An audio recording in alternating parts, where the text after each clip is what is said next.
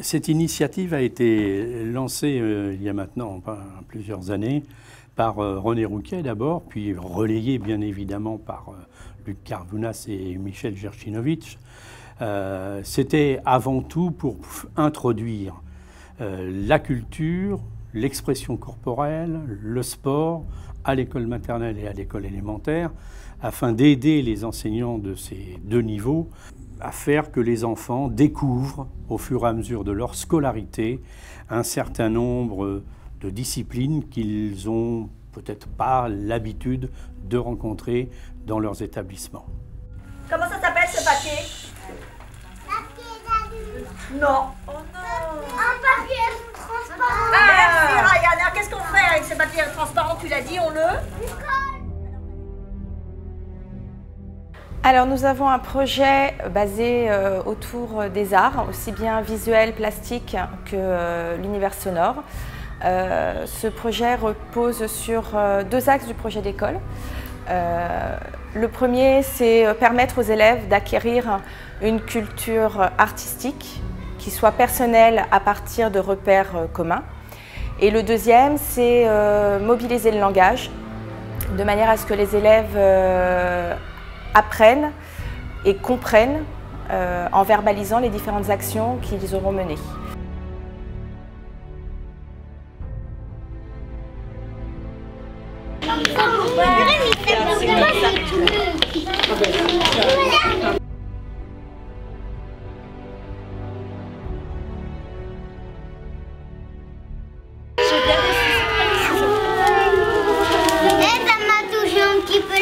Attendez, elle va? Allez, Emma, c'est bon? Ouais, attendez, 1, 2.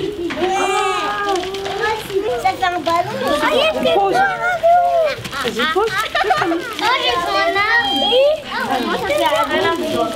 Toute cette image?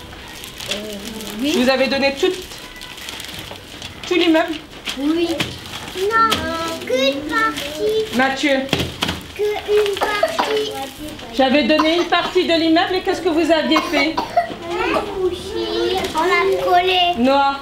On l'a collé et on a dessiné pour faire la suite de l'immeuble. Alors, on avait fait la suite de l'immeuble. Vous vous souvenez du mot que j'avais utilisé pour faire la suite de l'immeuble?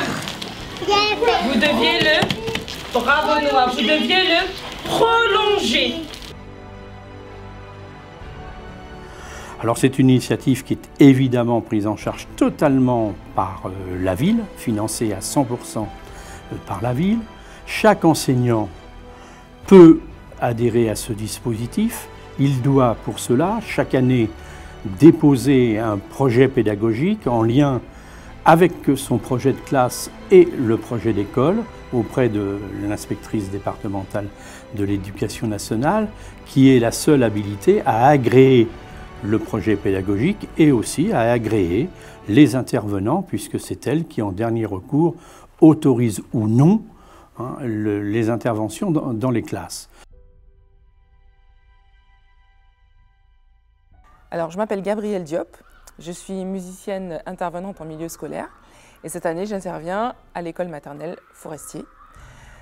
J'ai des séances qui durent 30 minutes avec chaque classe, chaque semaine, et ce, tout au long de l'année. Donc le but de ces cours de musique, c'est de proposer aux enfants des activités et des ateliers qui leur permettent de développer leurs compétences musicales.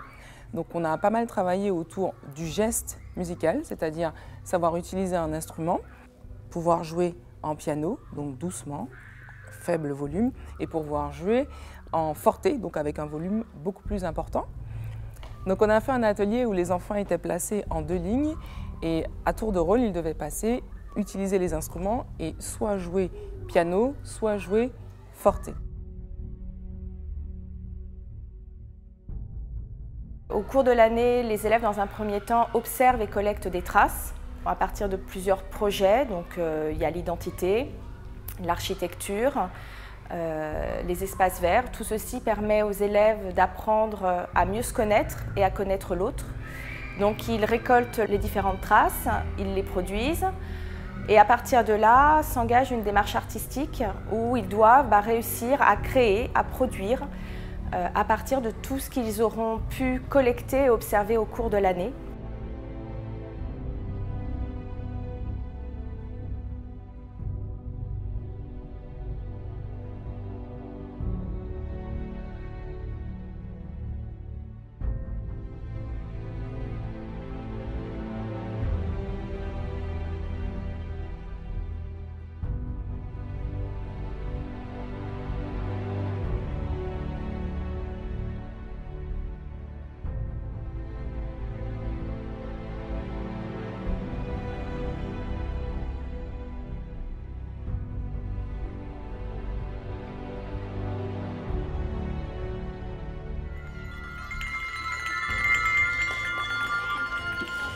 Elle regarda par la fenêtre, personne.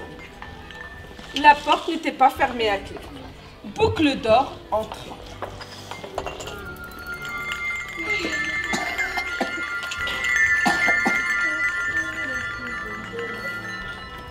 Boucle d'Or vit les fauteuils. Le but de cette année, c'était aussi de travailler sur l'expression de sa sensibilité et de ses émotions. Et on a décidé d'utiliser un conte, La chasse à l'ours, et Boucle d'Or et les 3 ours. On a créé ce qu'on appelle un paysage sonore pour chacun de ces contes.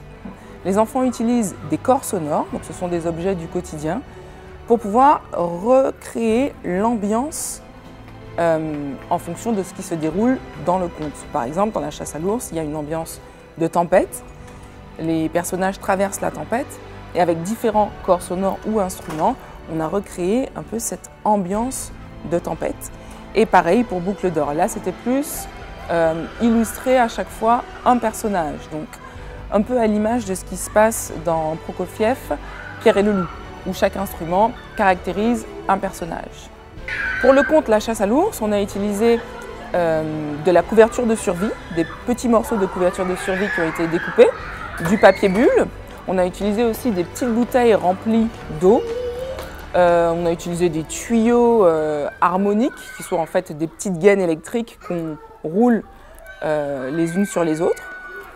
Et puis pour Boucle d'Or, on a utilisé des clochettes. On a utilisé aussi les petits caplas que les enfants aiment bien manipuler pour faire des jeux. Et on a aussi utilisé des percussions et des tambourins. On a aussi utilisé des petits œufs Kinder qui ont été remplis avec du riz, qui nous permettait d'illustrer Petit ours dans Boucle d'Or. On a voulu grimper sur mon lit, on n'a pas ours.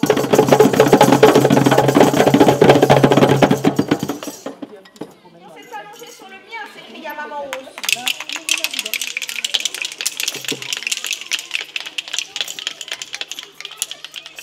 Petit ours vit Boucle d'Or qui dormait dans son lit. Une petite fille dort dans mon lit, c'était la petite ours.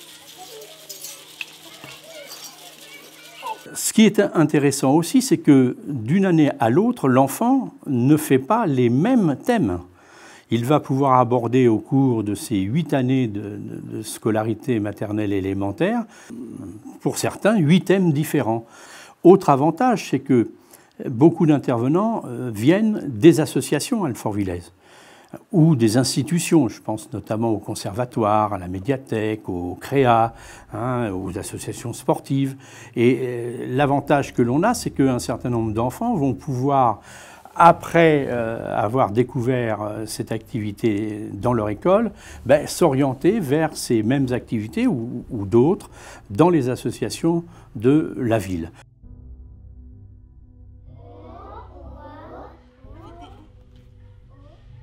Nous, musiciens intervenants, il est très important pour nous de pouvoir travailler en partenariat avec les enseignants.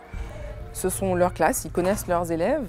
Et j'ai beaucoup de chance parce que dans cette école, toutes les enseignantes sont vraiment très impliquées dans les séances de musique. Elles participent au même titre que les enfants à toutes les activités que je peux proposer.